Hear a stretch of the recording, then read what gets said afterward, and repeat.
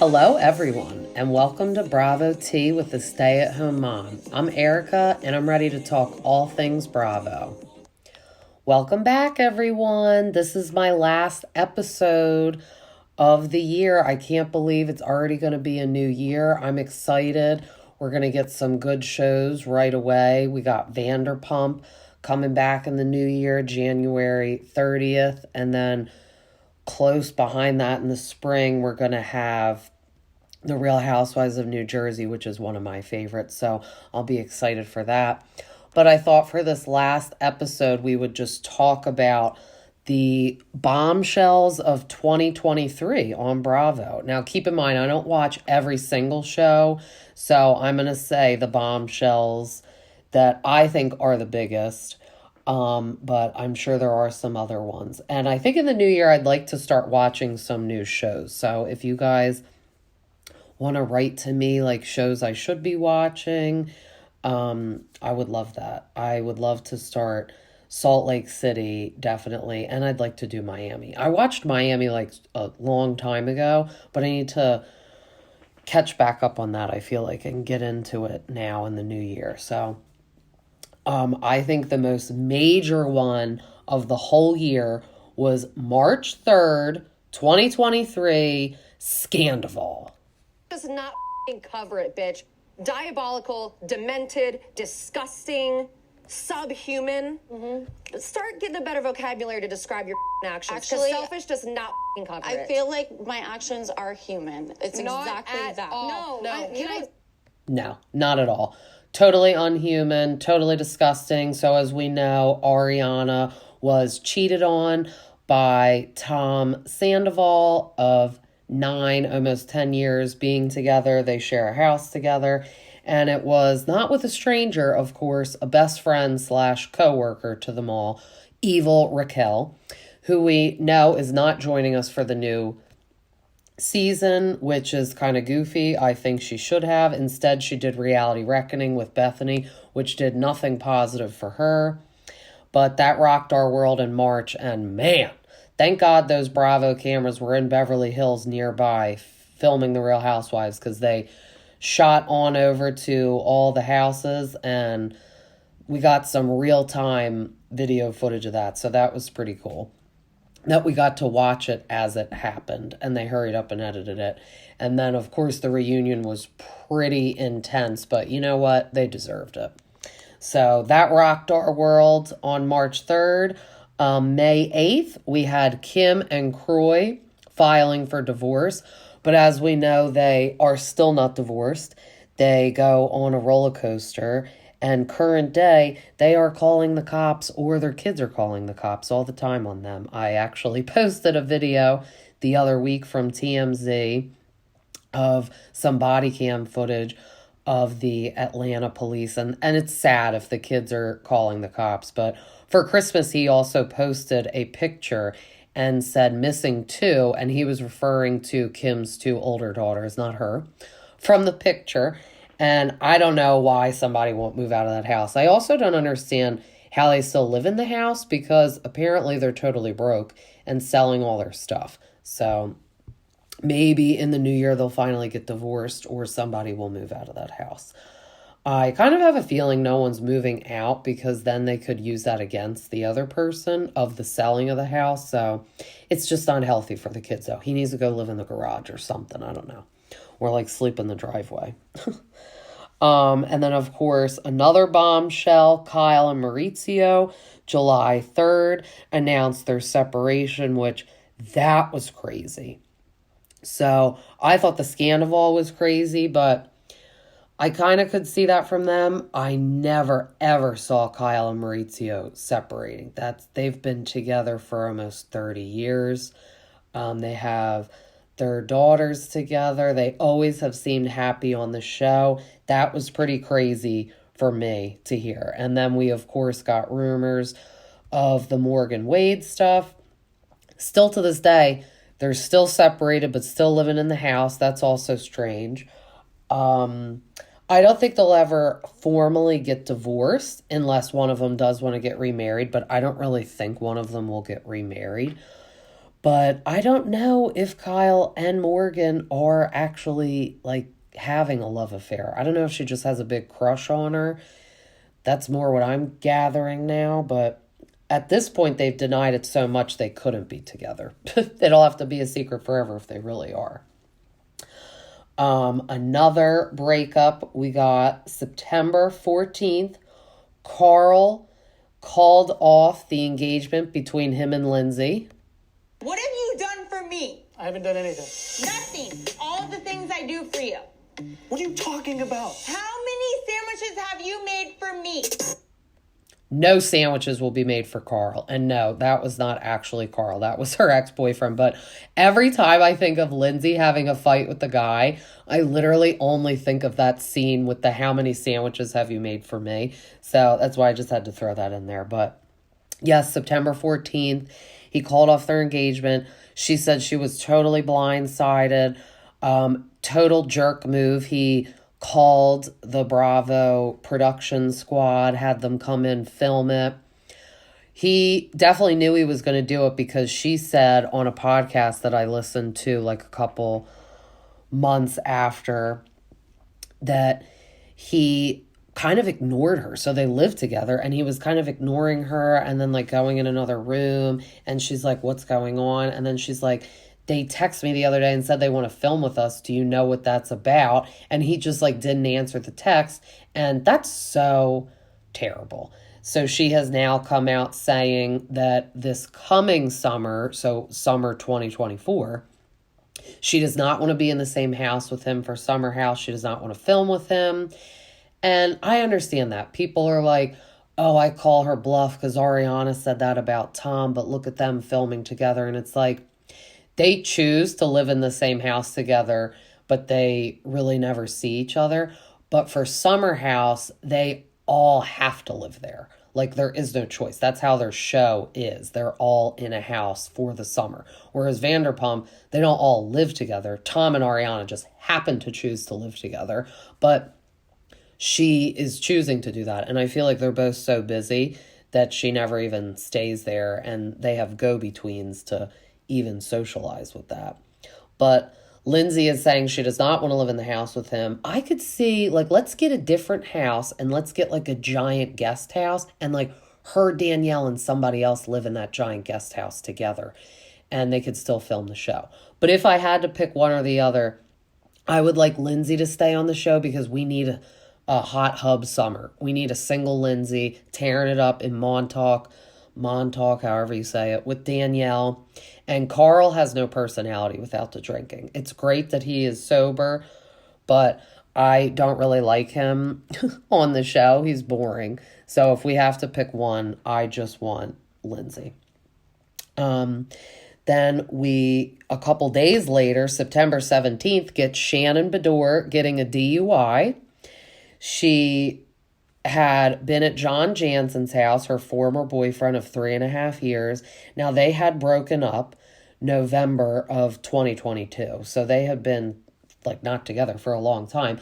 But they were hanging out, and it is alleged that she was at the Quiet Woman earlier that night, and she was yelling about Alexis Bellino.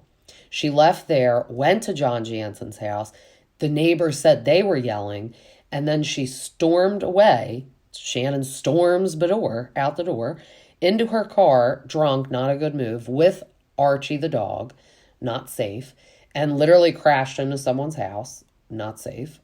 She then proceeded to pretend she was walking her dog as the police arrived, but obviously they knew she wasn't. And the neighbor had like a Ring camera footage, and watching her crash into that house was like pretty wild.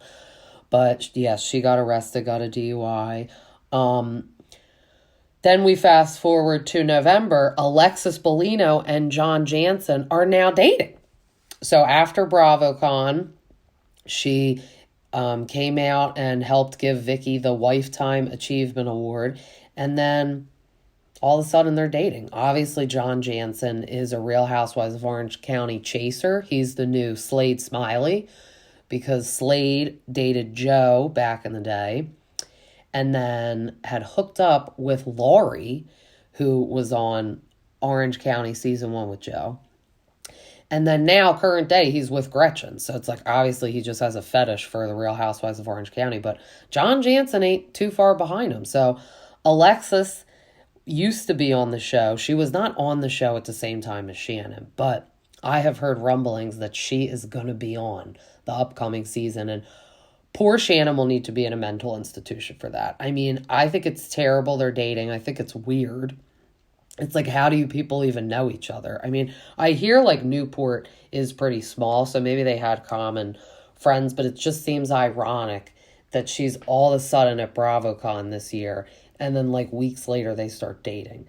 And she had even made like a joke on stage at BravoCon, because she was up on stage with Lori, Gretchen, and Joe doing the award, and she said, as being a woman on this stage that has not slept with Slade Smiley. Well, that joke is not really resonating anymore, because you are now doing a similar situation. So, boo to you, Alexis and John Jansen. And then we see on Christmas Day, he gave her a promise ring, which is so weird. It's like, what promise are you making? Are you in high school? I think it's weird. I mean, usually that's what like boyfriends give in high school, like a little promise ring. Very weird. I think the ring is ugly personally. It is like an $18,000 ring. I don't care how much it costs though. It's very ugly. It's like a Van Cleef ring. Van Cleef. I think it's Van Cleef how you say it. But it's super ugly. I think it's very poor taste that they're doing this. I feel like they are kind of like waving it and shoving it down Shannon's throat. I think that's mean. I feel bad for Shannon. And then this upcoming season is going to be interesting, because I feel like Tamra has like kind of made up with Alexis, even though she never liked her. She's the one that called her Jesus Jugs back in the day. I feel like she's going against Shannon, and Vicky has Shannon's back, which I hope we get her full time.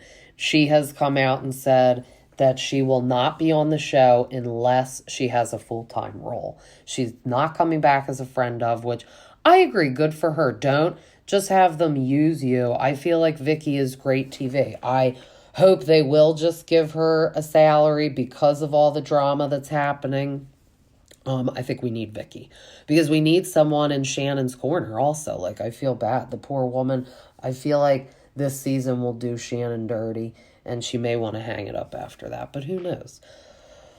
But then we got Reality Reckoning that happened from Bethany, a disgruntled Bravo employee, I feel, because I think that she just did it because she was upset with them.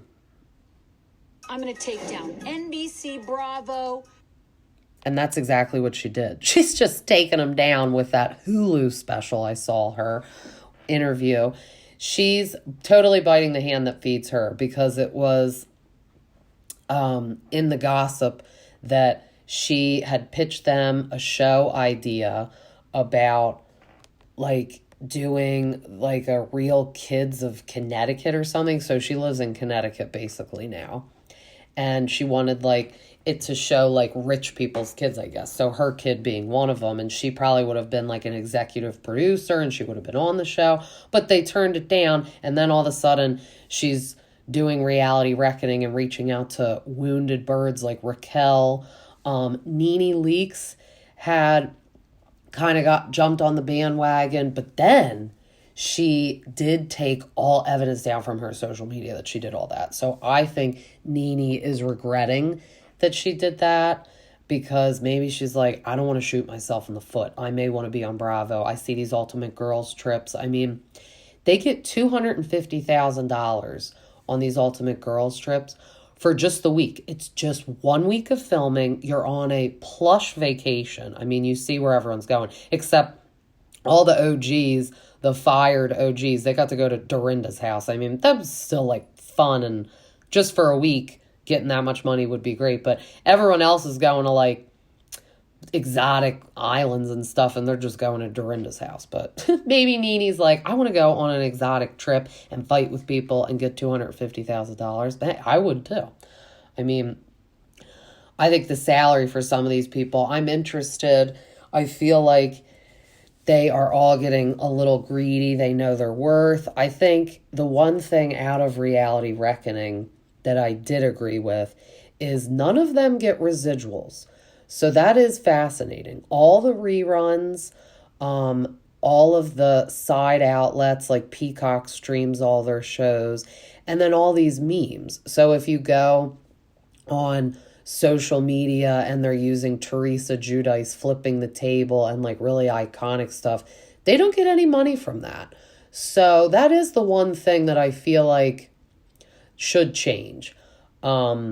But then we have dummies like Raquel saying she didn't want to come back to the show because of her mental state, but she also said in the next breath, if she got more money, she'd come back. It's like, well, then, yeah, you just don't deserve to come back. She is annoying, but in the new year, we're going to get a podcast from her, Going Rogue with Rachel. I really don't want to listen to it.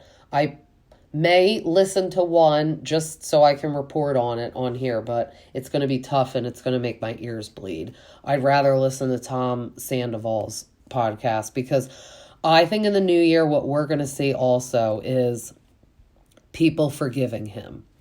Because like Lisa said, they all have cheated on each other. They all have done wrong. Like, look at Jax, what he did back in the day, which I do agree with her in that sense. But the two things I have to say is, one, they were all younger. Not that cheating should be okayed by people just because you're young, but more sensible when you're young and excusable. And like, he wasn't living with Stassi and stuff back then. And number two, they are more mature now. They had a house together. They were going through the stages of talking about freezing eggs and doing all that and maybe having a baby. So you don't do all that and then keep your girlfriend in the dark of 9 years and cheat on with a friend. That is, okay, I can add a number 3. The terrible part is it's with a friend. Like, cheating is bad, but when it's with your friend, that's worse. I hope in the new year we also get more, like, coverage of this Southern charm. I really, really think Taylor and Austin had sex because they are old. I don't think they just, like, made out several times, but I don't know. I think Austin would have cracked by now if they did. He seemed like he was cracking a little, but Taylor's very adamant that they didn't, and I don't think she would be being this adamant, but I also can't trust her as far as I could throw her, so. In the new year, I hope lots of good things happen to Olivia because she deserves it. In the new year, I'm hoping that Craig and Paige either get engaged and she moves down there, or like he says, look, you're not doing anything. You're still laying in that bed in the Hamptons, not moving down here. I need to move on from you. But I feel like Craigie's going to be 45 years old, still dating Paige and waiting for her to move down there. But maybe in the new year, we will get something from them. Because I feel like in 2023, we got all breakups. I mean, we got 1, 2, 3, 4 breakups, major breakups. So I'm hoping in the new year, we get some like engagements or some babies. Like maybe Lala and Sheena will have their second babies. Lala has been searching for a sperm donor. I said to my husband, we make cute kids. Do you want to send your clean sperm to Lala? Maybe we should write in. I'm just going to send her like photos of the kids and be like, look how cute they are. You want this for your sperm donation? But I could see them getting pregnant again together because I think it's cute that they have the kids together. In the new year, I need to know more details what's happening with Randall, though. Like, we had the Randall scandal come out, Hulu, this past year, so I'd like to know more. We can't have Ocean on the show because he refuses it, which is so annoying, but I listen to her podcast and she talks about Ocean a lot and she seems funny. In the new year, I'd like a short spin-off with her mom, her brother, and her assistant and the baby, because she's funny. Like, she's very down to earth. Like, of all of them, I would like to hang out with her personally, because when she is on the podcast, she's just seems very down to earth. Seems low maintenance. I know she looks high maintenance, but like the way she talks and stuff seems pretty low key, low maintenance. But I think that's pretty much it. The one thing that I can add is over Christmas, I saw Kyle and Maurizio were together in Aspen. I'd like closure on their relationship in the new year. It's weird. They always say when we know, we'll let you guys know. But I mean, come on, you can't live together forever. It'll be so long since they officially announced their separation in July. But before that, they were sleeping in separate rooms. So they could be sleeping in separate rooms for like a year now. So somebody's got to leave. I mean, no one probably wants to leave that beautiful house. I understand, but I'm sure with the agency, he could find another beautiful house, because that's actually how they found that house. Kyle was very adamant on not moving because she redid that one house they were in, like, basically the whole time they were on the show, like 100 times, which it's like, I guess if you could afford it, do it. But like, she literally gutted their house like 100 times. And then they moved to this house, which this house is amazing. So we'll see what happens in the new year. I could see him moving, I feel like. Because the girls will probably like live with her all the time, I guess. I don't know. I also could like oddly see them like living together for the rest of their lives, just separately in the house, because it seems they get along in front of their kids and like do stuff together, but also you can't do that forever, because that's kind of messing with your kids' emotions also. It's like they know that you're not married anymore and that you're separated, and dad is like hanging out with like women their kids' age, like on the slopes and towels with champagne. So they know that you're not with the mom anymore. They know you're not with Kyle. So I don't know. Maybe in the new year we'll get answers with that. But this was fun to recap some intense Bravo moments of 2023.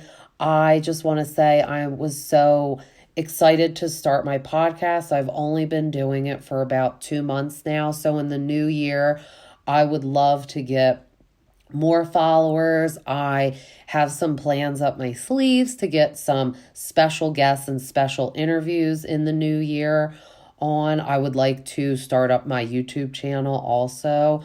But remember to please keep listening, and please make sure you follow me also, because in the new year, I would like to get as many followers as I can on all my platforms, on my Instagram, on my Spotify, and on my Apple Podcasts. And as I said, I'd like to start my YouTube channel. So as always, this was so fun. I love closing out the year with you guys. Find me on Instagram at Bravo T with a stay-at-home mom. And I'll see you guys in the new year. Bye.